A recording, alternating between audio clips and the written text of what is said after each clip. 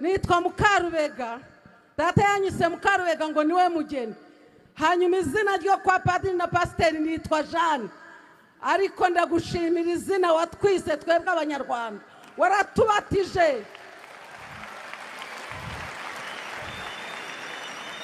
Ayo mahanga yose aterana ntago bigeze baterana icyo gihe ngo binjire barebe igiteranya abanyarwanda babasha kumenya yuko ari ayo mazina, ntago bigeze babimenya. Ariko wowe warabimenye, ubu ndi umunyarwanda.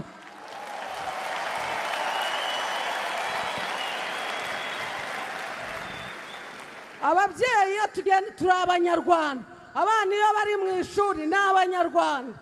Nyakubahwa Perezida, navuga byinshi ariko reka mbwire n'abanyarwanda bose turi kumwe. Ibyo nitegereje ngewe maze kugira imyaka 70, namwe muzitegereze rubyiruko. Mbivuze kugira ngo n'urubyiruko rubyumve. Ntago mwaje mugahandura imvunja ntizari zaratuzengereje. Ntabwo mwaje mugasanga abantu barara mu birere. Ntimwadukuye mu birere se mukaturyamisha kuri za matora. Perezida, turagukunda, turagukunda.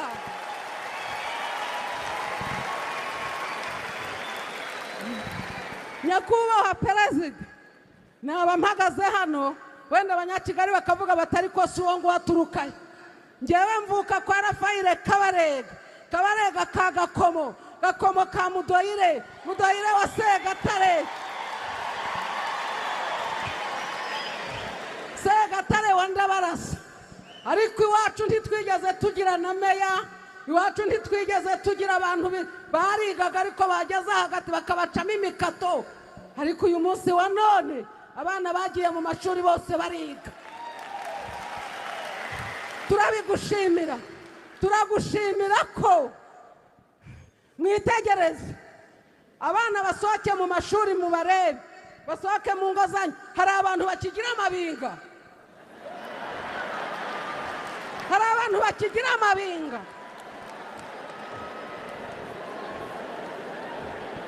Perezida, mumbabarire nimbwire Perezida, Perezida uzabwire abo ngabo babivuga bazaza hano mu Rwanda baturebe.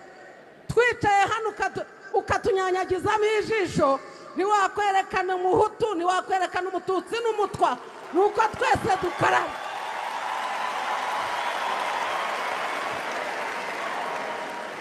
Watwegereje amazi.